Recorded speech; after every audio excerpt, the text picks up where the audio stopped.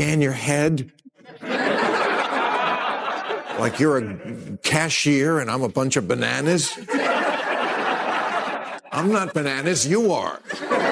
That's not really funny to people who've lost their kids to this vaccine. How dare you be so flippant, man? I want to talk about Whoopi Goldberg because I got so many texts this week because she attacked me the week before. Sure. So everybody was like, oh, Bill, I get you're enjoying the karma. First of all, I'm going to talk about this at the end of my show next week, teaser. Since our last video on this subject, many of you eagerly requested a thorough examination of the dramatic showdown between Bill Maher and Whoopi Goldberg. Well, we heard you loud and clear and went straight to work. The Bill Maher-Whoopi Goldberg drama isn't just a minor ripple. It's a monumental Titanic-scale cultural clash. What we initially uncovered was merely the gritty surface of Hollywood's most awkward ideological dance. This isn't simply a disagreement between two famous figures. It's a high-stack arena where free speech directly confronts the self-righteous hand of woke enforcement. It's comedy battling cancel culture logic facing outrage, and a struggle for the very soul of society teetering on the edge of constant offense. And here's a twist neither Hollywood nor Whoopi anticipated: Maher's calm yet piercing rebuttal.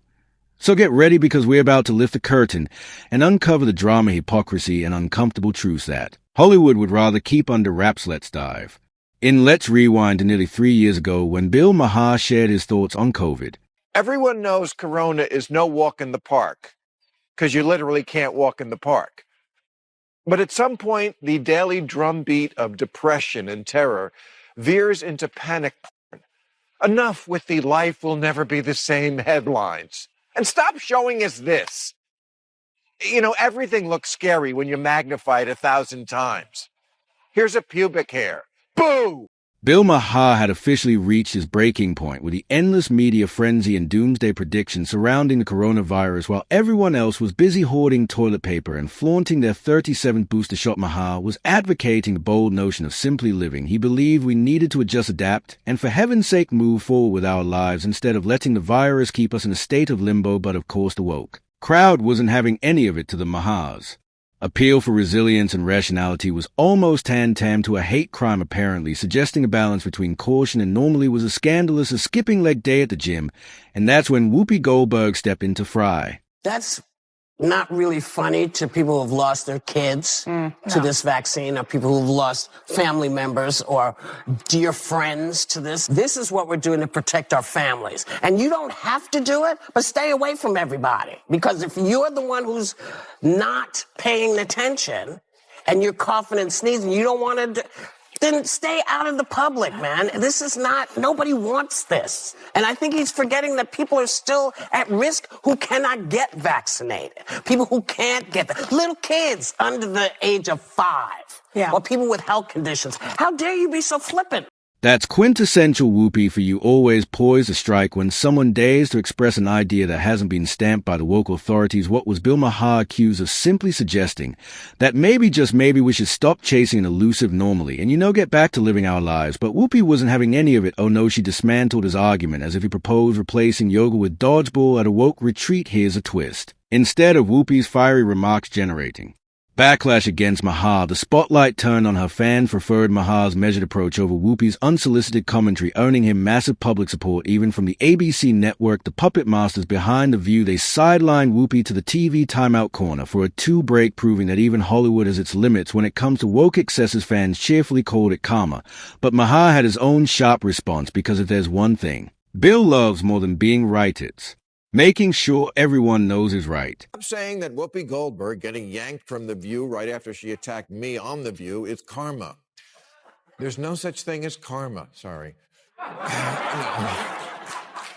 Sorry, but life is random. The only word to describe it when a big game hunter gets trampled by an elephant and then eaten by lions is hilarious. In this dramatic face-off, Bill Maher embodies a regal lion while Whoopi Goldberg transforms into the overly confident big game hunter, showing up to the savannah with nothing but a Nerf gun, determined to take down Maher. Whoopi launched her assault armed with woke outrage and a sense of moral superiority. However, Maher, the cunning and elusive lion, masterfully reversed the situation, leaving Whoopi ensnared in her own web of hypocrisy. It's a classic narrative of the woke mob constantly prowling Always hunting for someone to cancel, only to end up tripping over their own feet. They're like amateur magicians, perpetually pulling controversies out of thin air and acting astonished when their tricks backfire. Maher didn't just survive, he thrived, leaving Goldberg with nothing but a bruised ego and a 2 suspension to reflect on her failed hunt. Sometimes a hunter becomes a hunted, and who doesn't relish a good twist ending? Maybe next time Whoopi will think twice before attempting to rewrite history live on television, or perhaps she won't. Here's a fascinating and unexpected part. Bill Maher, Whoopi's nemesis, had every chance to seize this moment and completely dismantle the actress, but instead he chose to extend an olive branch. Maher remained true to his principles, advocating that free speech should remain unfettered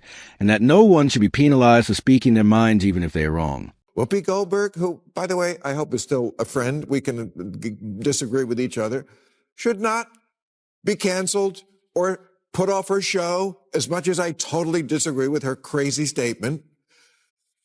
Free speech. She should be there. She shouldn't get a timeout.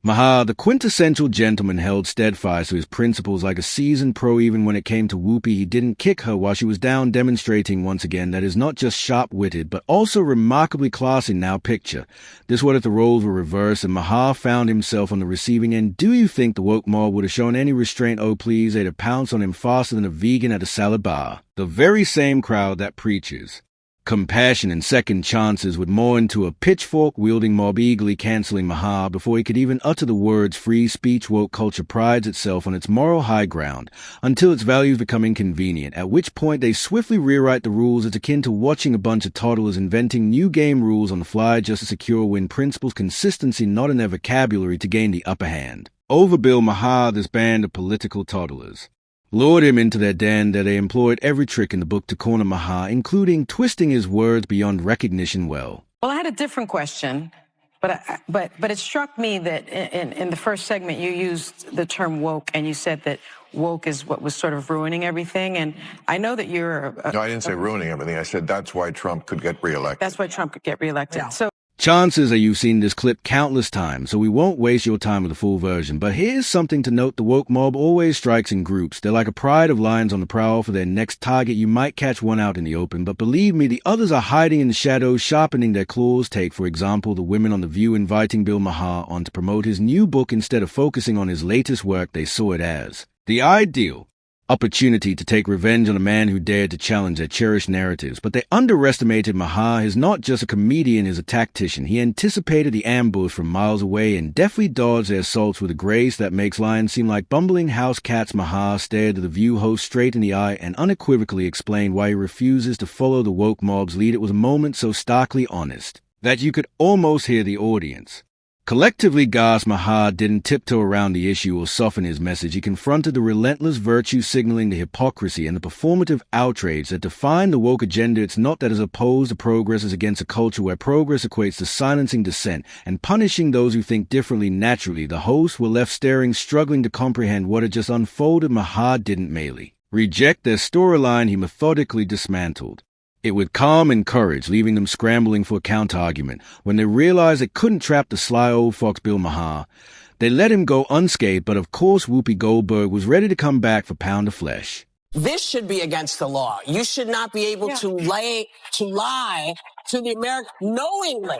What do we do as Americans to say this is not okay? you'd have to say the First Amendment. Yeah. I think you, well, no. Well, the First Amendment doesn't allow you to willingly lie. When Whoopi realized she couldn't outmaneuver Bill Maher with a straightforward attack, she changed her strategy and aimed directly at the core values he passionately defended: free speech logic, and the freedom to question authority without the fear of cancellation. It was a textbook deflection move. If you can't defeat the person, undermine their principles. She sought to portray Maher's unwavering support for free speech as reckless, antiquated, and even dangerous, a tactic straight from the woke mob's playbook. However, Maher, always the adept debater, refused to let her hijack the conversation. Instead, he calmly yet forcefully reminded her and the entire audience that challenging ideas isn't perilous, it's vital for progress. Whoopi's attempt to shift the narrative backfired spectacularly, revealing not Maher's shortcomings, but her own well. Well, now that it's been a month since I gave the commencement address at Berkeley, someone has to check in with the people who tried to have my speech canceled and make sure they made it through okay. Bill Maher, the ever-sharp lion in a den of hyenas, stood his ground effortlessly even as Whoopi and her woke entourage threw everything but the kitchen sink at him in a mission to cancel and deplatform him, or they probably had email drafts ready to send to every streaming service. But Maher, sporting his trademark smirk and unwavering logic, wasn't just weathering the attacks. He was thriving the irony the very individuals advocating for tolerance and diversity of thought were doing everything they could to silence one of the few voices brave enough to challenge their orthodoxy. Maher didn't just stay sharp, he skillfully turned the entire spectacle into yet another display of their hypocrisy. In fact, some fans argue that Whoopi should be thankful to free speech defenders for holding their ground, especially given the barrage of misinformation and outlandish statements she's been making since joining The View. Remember when she fabricated that story about some bakery? There seems to be a lot of talk about the dessert I requested for my birthday show. The place that made these refused to make them for me. They said that their ovens had gone down, all kinds of stuff. Perhaps they did not like my politics. Now, didn't exactly spill the tea on where the cupcakes originated, but leave it to the internet sleuths to crack the mystery. It turns out they traced the suits back to Halterman's, a Staten Island bakery that's been delighting locals for over 140 years. And yet Whoopi saw it as a perfect chance to play a Jesse Smet-style drama card against them, and to the bakery's response, which was simultaneously polite and unintentionally funny. They explained that their equipment is practically ancient so it could qualify as a historical artifact, and that frequent mechanical breakdowns are just part of their quirky charmo.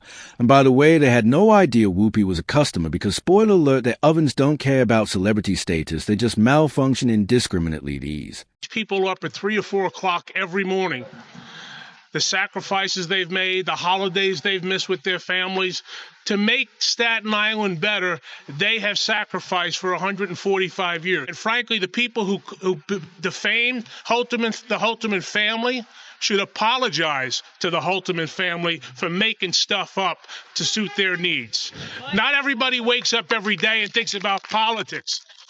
A good business person doesn't care about anybody's politics. Once again, the internet turned its sights on the Serafina star, calling her out for concocting a story about a small family-owned bakery, all seemingly in an attempt to garner public sympathy and perhaps score some easy political mileage. Really, Whoopi, of all the targets you could have picked, you chose a bakery, a spot that's been baking cupcakes and cookies longer than many of us have been around the internet, wasn't having any of its social media. Exploded with users roasting her faster than a fresh batch of pastries, highlighting the ridiculousness of fabricating a story about a bakery that's more cherished than some beloved sitcoms. Even more ironically, she likely aimed to appear relatable by targeting the underdog. Instead, she came across like the attempting to cancel Christmas cookies, a takeaway. Don't mess with bakers, they're needing more dough than drama. But does Whoopi ever learn? Check out this clip of her trying to connect with the middle-class voters, who overwhelmingly supported Donald Trump. I appreciate that people are having a hard time. Me too. Yeah. I work for a living. If I had all the money in the world, I would not be here. I literally just work here. Now, coming from someone who once loudly insisted that liars should be thrown in jail, it's downright ironic to see Whoopi caught spinning stories like it's an Olympic sport. Talk about irony, right? To add insult to injury, Whoopi Goldberg, a Hollywood heavyweight reportedly pulling in a $100,000 a week paycheck, has the audacity to play the struggling every woman, compare that to the average American $600 weekly salary, and it's crystal clear who's truly out of touch. But wait, there's more. Some sources estimate Whoopi's net worth at a hefty $60 million, and she recently secured an $8 million deal with ABC to join the View panel, dishing out opinions as effortlessly as serving cupcakes. It's the classic woke more play the victim, twist the narrative, and hope the glaring contradictions go unnoticed. They excel at convincing the masses they're just like you while sipping organic lattes from gold-plated mugs. Whoopi attempt at relatability is like a billionaire complaining about yacht fuel prices. Completely tone-deaf. Many fans who watched that episode tore into Goldberg for her insensitive remarks. One viewer wrote, "We have spoken, Whoopi, we can't stand you. Working women don't watch you wear at work." Another commented, "This is why Americans don't need Hollywood elites telling us who to vote for. They are oblivious to the sacrifices many Americans make just to get by." Others pointed out the irony in Whoopi Goldberg's comments about the working class. One person remarked $60 million net worth and an annual contract, The View worth $8 million. Oh gee, I wish I could struggle financially with that kind of salary, sweetie. You have all the money in the world. You don't have to work. You don't know what it's like to actually work. Maybe you need a reality check.